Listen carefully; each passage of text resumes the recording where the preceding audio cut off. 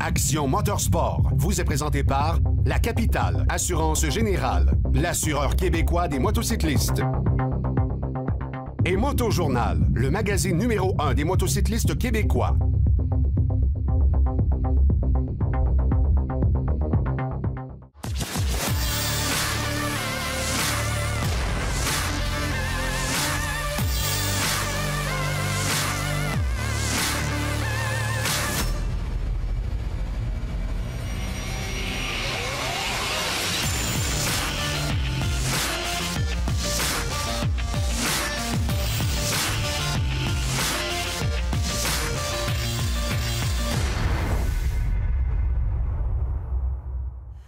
Bienvenue à MS Moto, un fantasme pour plusieurs. Vous la voyez dans les brochures, vous l'avez vu tourner dans les salons, la célèbre Africa Twin. Oui, il en existe. On en a un exemplaire. Michel Boilly va le mettre à l'essai. On va parler avec les gens, bien sûr, de l'école de moto Centre-Ville. On testera d'autres excellents produits Silver Wax. Et grâce à la complicité de nos amis de Moto Rive-Sud, on va bien s'amuser, je pense, avec cette Africa Twin. Il y a une célèbre chanson qui dit « On n'a pas tous les jours 20 ans ». Sachez qu'il y a des avantages dans le domaine de la moto à avoir 20 ans. Je suis avec Ghislain Lagacé, le directeur général chez Centre Honda Moto Rive-Sud à Pintendre. 20 ans, une vingtaine d'employés. Et je sais que votre service à la clientèle est tellement connu du grand public que vous êtes même dans le top 3 des meilleurs vendeurs depuis des années. Oui, et j'en remercie notre fidèle clientèle, mais je ne suis pas tout seul en arrière de ça. Moto Rive-Sud, c'est une équipe de 20-22 employés. Wow. Les gens sont un petit peu comme moi, même beaucoup comme moi. Le service à la clientèle est très, très, très important. On fait des essais routiers. Moto Rive-Sud, écoute, on a tous les produits Honda, que ce soit moto, VTT, véhicule côte à côte, tous les produits mécaniques Honda, les tondeuses, les souffleuses à neige. On a vraiment une belle gamme de produits à vous offrir. Et je sais que vous vous targuez aussi d'avoir toujours un gros inventaire de motos usagées. J'ai vu ça souvent. Oui, exactement. Chez Moto Rive-Sud, on prend à peu près n'importe quelle marque de moto et VTT en échange chez nous. Et qu'est-ce qui est important aussi, depuis les 2 dernières années, on a une nouvelle politique de meilleur prix. Fait que pour le même produit, on vous garantit le meilleur prix. Ça, c'est garanti. Il y a dans la salle de monte autour de nous certaines de vos motos qui sont des spécialités. C'est les transformations en 3 roues. Vous êtes le spécialiste chez Moto Rive-Sud. On transforme les motos 2 roues en 3 roues. Avec le kit, on a 2 sortes de kits. Le Hannigan et le Mototrix. Une spécialité surtout dans la Goldwing, mais il y a différents modèles aussi qu'on peut transformer en 3 roues. Beaucoup de gens, quand ils font l'essai de véhicules comme celui qu'on essaie aujourd'hui, la Africa Twin, qui est doté d'une fonction de conduite automatique, de transmission automatique, Honda offre maintenant cette technologie-là sur une plus vaste gamme de produits. Écoutez, il y a une phrase qui dit qu'il faut faire 100 pieds dans les souliers de quelqu'un avant de parler de lui. C'est comme la Goldwing. Tu sais, quand on regarde la Goldwing, les gens disent que c'est un vrai Winnebago. C'est ça, mais il faut l'essayer. Une moto automatique, c'est la même chose. Et depuis, on est rendu à la 3e génération de transmission automatique. Qu'est-ce que j'aime particulièrement, c'est que tu as le mode drive, tu as le mode sport, puis dans le mode sport, il y a 3 ajustements pour la révolution moteur. Pour les points de changement de vitesse. Exactement. Et ce qui est le fun, la 3e génération, on peut changer aussi manuellement avec des gâchettes qu'on appelle. Et même si on est sur le mode automatique, on peut downshifter, excusez l'expression, ou changer de vitesse, 5, 6, et 3 secondes après, elle retombe automatiquement sur le mode automatique. Et j'invite tous les clients qui veulent essayer une moto automatique de venir ici chez Moto Rive-Sud. Tous les jours, on a des conseillers qui vont vous faire essayer les motos automatiques. C'est génial. Puis c'est disponible dans une assez vaste gamme de produits, d'ailleurs, chez Honda. Et les gens qui veulent faire l'expérience du Slingshot, vous en louez aussi. Oui, on fait la location aussi de motos, de VTT, de véhicules côte à côte et le Slingshot. Puis le Slingshot, il y a beaucoup de gens qui ne le savent pas, mais ça prend le permis d'auto seulement. Et avec un casque. Puis ceux qui n'ont pas de casque, on en loue. Fait que service de location complet de Slingshot à la journée, de motocyclette Honda, de VTT. Alors, Ghislain, centre de moto Honda Rive-Sud à Pintendre, est-ce qu'il y a une meilleure raison de bien débuter son été au volant d'une moto? Bien, c'est ici que vous allez la trouver.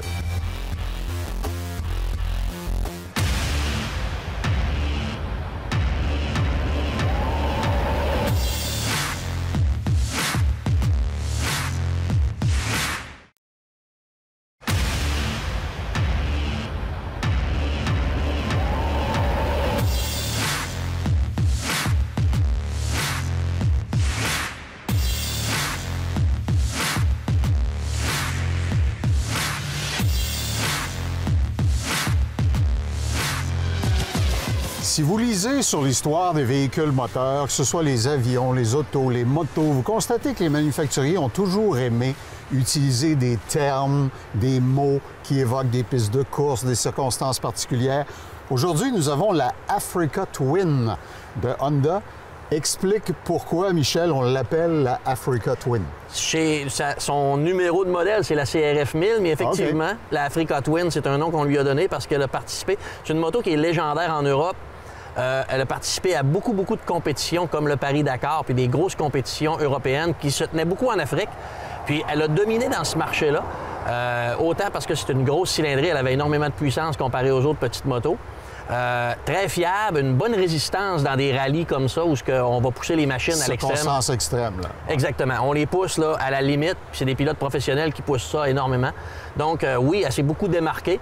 On en a fait une version publique pour la route qu'on appelle Africa Twin, qui se rapproche beaucoup de ces motos de rallye-là, autant par son comportement que par son équipement, ou tout l'équipement qui est disponible aussi en accessoires, c'est énorme. Ça fait, quand on la voit là, dans un stationnement, ça fait Paris-Dakar. Elle a l'air haute sur pattes, les roues de broche, il y a exactement. Ce dégagement. Déjà, on a les roues de broche, on a une roue de 21 pouces à l'avant. Ça annonce tout de suite une moto double usage qui va bien le faire. On a un guidon qui est très bien positionné, qui est large, qui est haut, avec une bonne absorption des vibrations. Ça te donne beaucoup de levier, donc, pour forcer, mettons, dans un terrain très difficile. Puis, c'est des motos, quand on se lève debout, en général, sur un terrain en mode hors-route, on va avoir une bonne facilité de la conduire. La cylindrée, c'est une 1000 cc. Très peu de vibrations, d'après ce que j'ai vu dans les spécifications. J'ai hâte de voir quand on va l'essayer. On va aussi regarder pour ça. Ce qu'on a de particulier est disponible dans deux versions principalement. C'est un modèle qui est vraiment manuel, comme toutes les motos standards. Mais celle qu'on a aujourd'hui, elle a une transmission automatique. Ah, c'est là que ça devient amusant. Puis chez Honda, c'est la 3e génération de transmission automatique. Donc, on est rendu à un aboutissement où ce qu'on a 3 modes. On a un mode manuel où on va changer de vitesse comme on veut, puis la moto va rester à la vitesse qu'on lui demande. On a un mode D pour drive, puis on a un mode S pour sport. Si le mode drive, la moto va changer de vitesse progressivement, mais très tourisme. Si on se met en mode sport, là, on peut choisir 3 niveaux de performance où on veut se situer. Principalement, ce que ça va faire, c'est que la moto va tenir son régime moteur en premier mode normal, deuxième mode plus haut, puis troisième mode, on va flirter avec la ligne rouge. Les points de changement vont être calibrés pour ce que tu lui demandes. On a l'ABS qu'on peut désembrayer pendant qu'on roule ou juste en pressant un bouton. On a l'anti-patinage qu'on peut désembrayer aussi en pressant un bouton. On the fly. Ce qu'il y a de nouveau sur cette année sur la moto, c'est que anciennement, quand on se mettait sur le drive ou sur le mode sport, puis qu'on touchait manuellement pour changer, rétrograder ou changer nos vitesses, on tombait automatiquement en mode manuel. Là, il fallait la remettre en mode drive. Il y en a qui se plaignaient de ça, je m'en souviens. C'est ça. Ce qu'on a de nouveau cette année, c'est que si on est en mode drive ou en mode sport, elle va garder son mode, peu importe ce qu'on fait. On peut monter les vitesses, descendre les vitesses. Ta sélection prédomine sur la mesure des circonstances. Exactement. On a des suspensions qui sont complètement ajustables, autant à l'avant, à l'arrière, en précontrainte, en rebondissement et en compression. Donc, on a une moto déjà au départ qu'on peut configurer pour faire du double usage extrême, on va dire, pour une grosse cylindrée. OK. Alors, on va voir au-delà du nom, de la mystique et de toute la quincaillerie, si ça livre vraiment la marchandise, la Africa Twin de Honda qu'on met à l'essai.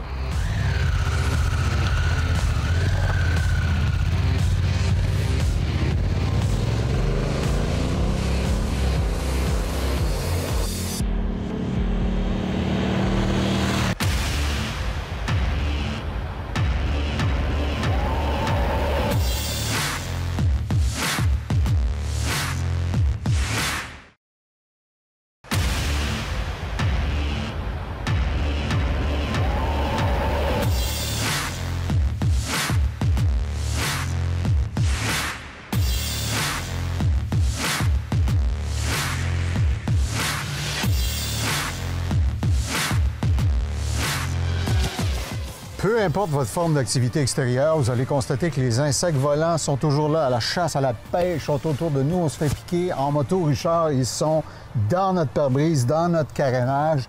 Et c'est difficile de les enlever sans briser la surface, à moins d'avoir un produit que vous avez créé. Oui, exactement. On sait très bien qu'en moto, c'est certain qu'on va avoir des insectes. On dirait qu'ils courent après nous autres quand ils nous voient. Ils se mettent devant nous autres. Un moteur heureux est un moteur avec des mouches entre les dents. Ils disent ça. Fait que pour enlever les insectes, Vraiment, vraiment simple, Claude. Ce qu'il faut au départ savoir, c'est qu'il faut absolument que la moto soit froide. Quand on arrive de rouler avec, on ne fait pas ça immédiatement. On attend que la surface soit refroidie. Si toutefois, on a une moto foncée comme ici, puis elle est très chaude, on peut toujours l'arroser avant, la mouiller. Ouais. Mais normalement, comme là, aujourd'hui, une journée un petit peu nuageuse, il n'y a pas de problème. Donc, c'est pas tant le soleil, mais la chaleur de la surface. Exactement. La température, parce qu'à ce moment-là, on va activer le produit. Le produit va travailler beaucoup plus vite, va falloir travailler beaucoup plus vite. Je comprends. OK. Très, très simple.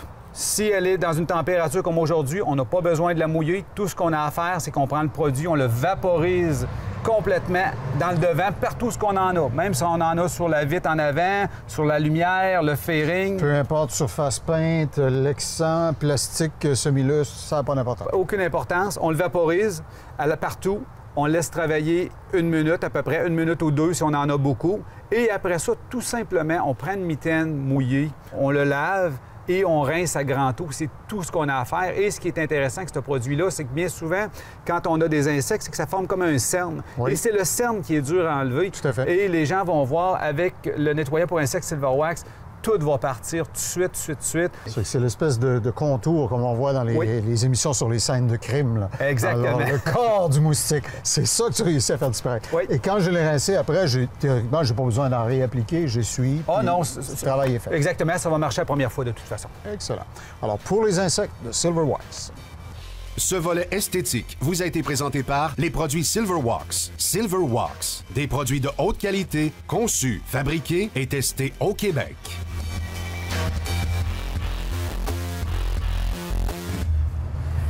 Dans la catégorie des légendes urbaines qui ont la vie dure, le freinage à moto. Avec Steve Gauvreau de l'École de moto Centre-Ville, Steve, t'entends toutes sortes de choses, autant de la part des pseudo-experts que des débutants.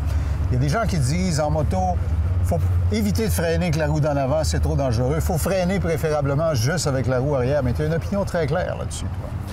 Je reste encore surpris d'entendre des gens qui me disent pour être sécuritaire avec une moto, il ne faut qu'utiliser le frein arrière. Ouais. Ça n'a aucun bon sens, là. Et ces gens-là auraient tous intérêt à l'essayer, le frein d'en avant, pour rapetisser la distance de freinage. Et évidemment, ces gens-là basent probablement leur appréciation sur les choses qu'ils ont entendues à l'effet du transfert de poids. Que si tu n'as plus de poids sur ta roue d'en avant puis que la route est sale, par exemple, ça pourrait causer un dérapage. Mais ce qu'ils oublient, c'est que quand on freine, 80 du poids de la moto se transporte sur la roue avant. Si tu essaies de freiner avec un frein arrière qui barre plus vite, tu vas avoir un dérapage. En plein ça, et la distance de freinage est nettement longue lorsqu'on freine uniquement avec le frein arrière. Ouais. Et probablement que ces gens-là, ils ont expérimenté, ils viennent du monde du vélo. Et quand on freinait trop fort avec un vélo, on passe par-dessus les poignées. Fait que le réflexe inné est là de dire on ne touche pas au frein avant pour garder la stabilité du véhicule. OK. Et pour vous prouver que ce que Steve raconte est vrai, on a fait un essai ici même. Vous voyez derrière nous la moto. Et vous voyez qu'il y a 2 petits triangles fluorescents rouges. Il y en a un qui est à une distance assez longue derrière la moto. Et il y en a un qui est à une bonne distance devant la moto. Bien, imaginez que la distance entre ces 2 points où réside la moto actuellement, c'est l'écart entre les distances de freinage que Steve a obtenues en freinant seulement avec le frein arrière et habilement avec les 2 freins. C'est ça. C'est en plein ça. C'est sûr qu'il y a une technique qu'il faut utiliser pour freiner efficacement d'urgence. Ouais. C'est-à-dire que plus on va freiner avec le frein avant, plus on va se barrer les bras pour essayer de mettre le poids maximal à l'arrière. Dans le cas d'un freinage d'urgence, on est rendu à 95 % d'efficacité avec le frein dans l'avant. Ouais. Le frein arrière est seulement accessoire. Il ne sert à pas grand-chose dans le cas d'un freinage d'urgence. Je comprends. Alors donc, c'est ce que vous enseignez, bien sûr, à vos étudiants, faire le bon mix des deux, avoir le bon jugement dans les circonstances. Et si le manufacturier a mis 2 freins, et si la SAC exige un frein par roue, c'est pas sans raison, évidemment. Absolument. Si on veut raccourcir notre distance de freinage, c'est la différence entre frapper la voiture qui vient de freiner énergiquement devant nous ou être capable de freiner. Alors, vous voyez, maintenant, vous le savez. Si vous voulez l'expérimenter et l'apprendre comme il faut, c'est à l'École de conduite Centre-Ville. Cette capsule vous a été présentée par l'École Moto Centre-Ville, la seule école de conduite de moto située au centre-ville de Québec.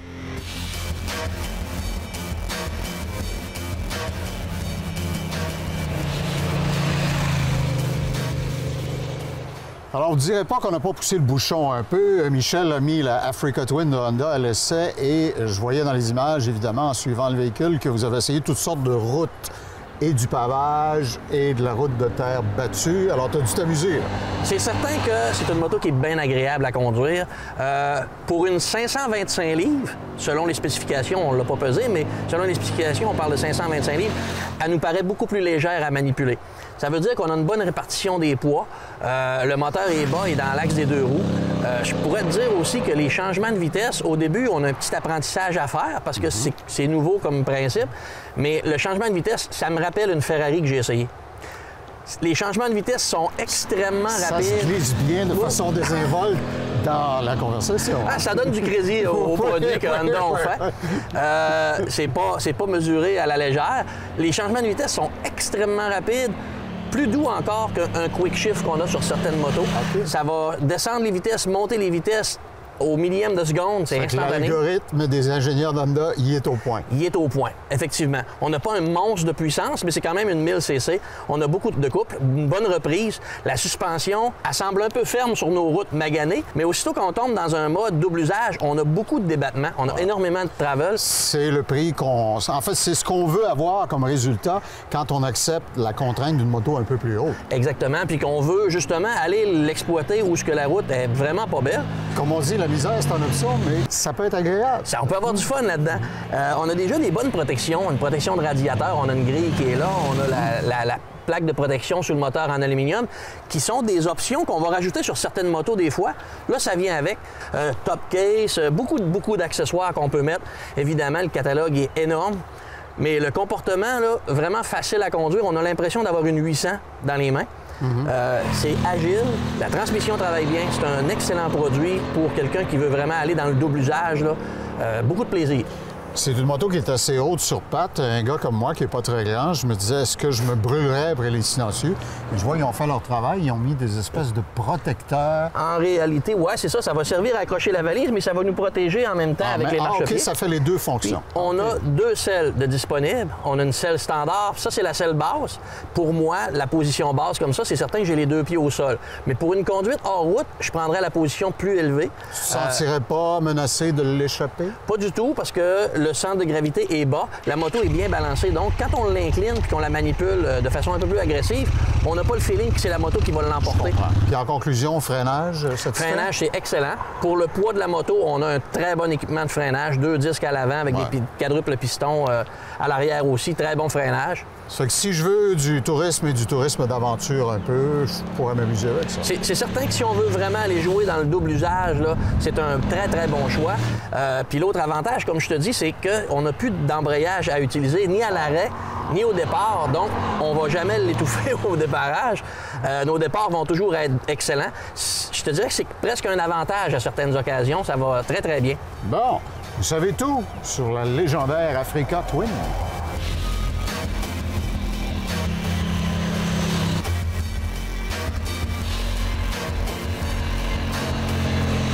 Cet essai routier vous a été présenté par le Centre Honda Moto Rive-Sud à Pintendre. On a le gaz au fond pour vous servir.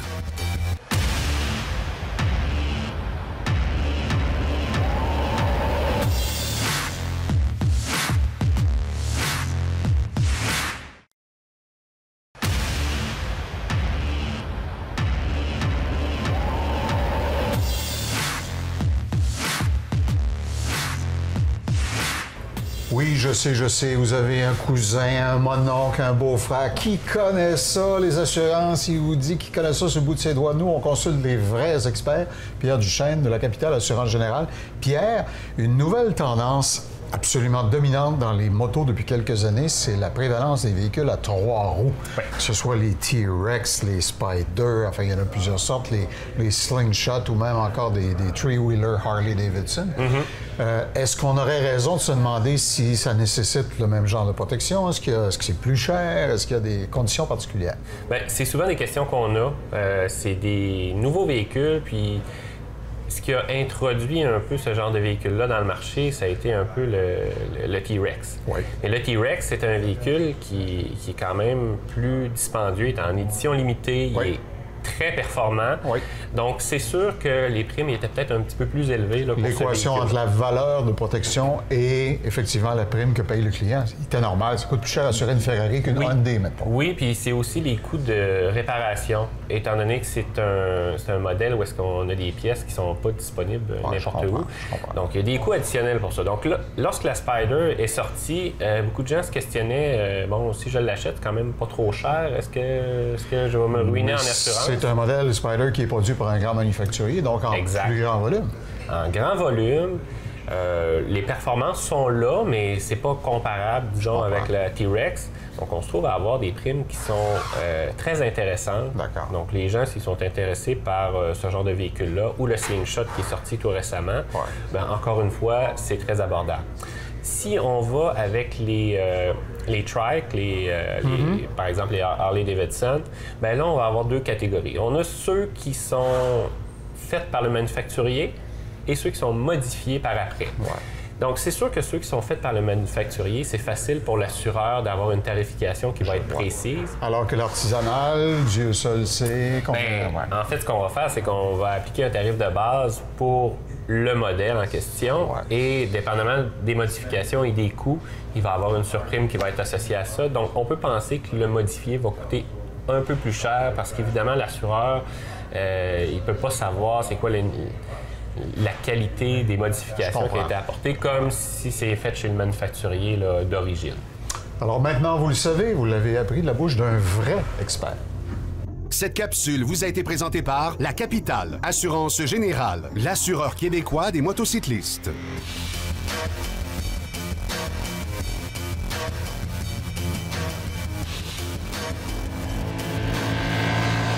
À moto, il y a une chose qui vous tient à la route et c'est vos pneus. Comparé à une automobile qui a 4 pneus, notre surface de contact est réduite de moitié. En plus que les pneus soient de plus petites dimensions. Je me dois donc de choisir un pneu de la bonne façon. Mon pneu, il doit être adapté au type de véhicule, au type de conduite, aux conditions routières et je dois en faire un suivi rigoureux après l'installation, savoir reconnaître mes signes d'usure. Dans un premier temps, je dois choisir mes pneus selon le segment de moto que j'utilise. Une grande routière n'utilisera pas les mêmes pneus qu'une grande aventurière qui a à sortir hors route. Maintenant, dépendamment de mes habitudes de conduite, est-ce que je continue à rouler sous la pluie? Est-ce que je sors tôt au printemps lorsqu'il y a encore du sable? Quel type de kilométrage ou quelle quantité de kilomètres je peux appliquer à ma moto par mois ou par année? Toutes ces questions-là se posent avec un bon ami à vous qui est votre concessionnaire. Si vous avez de la misère à choisir le type de pneu dont vous avez besoin, il y a des conseillers chez les concessionnaires qui vont choisir avec vous le pneu qui est le mieux adapté et qui va vous tenir en sécurité. N'oubliez jamais qu'avec la moto vient un guide d'utilisateur qui peut être un très bon indice aussi pour votre choix. Une fois maintenant les pneus installés, attention, un pneu fraîchement sorti de l'usine n'aura pas une adhérence optimale. Il demande une certaine période de rodage, un certain nombre de kilomètres sur la route. Votre conseiller pourra vous dire combien de kilomètres rouler avant d'utiliser la moto à sa pleine efficacité.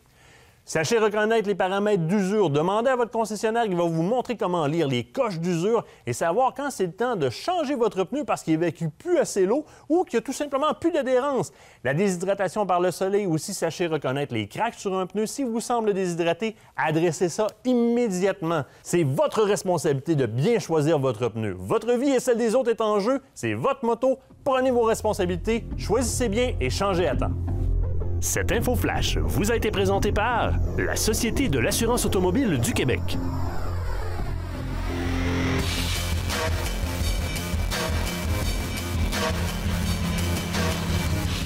Alors, en conclusion, à ce temps-ci de l'année, quand la météo le permet, dehors, tout le monde, on se promène, sauf, bien sûr, quand vient le temps d'être avec nous la semaine prochaine pour un autre rendez-vous de AMS Moto.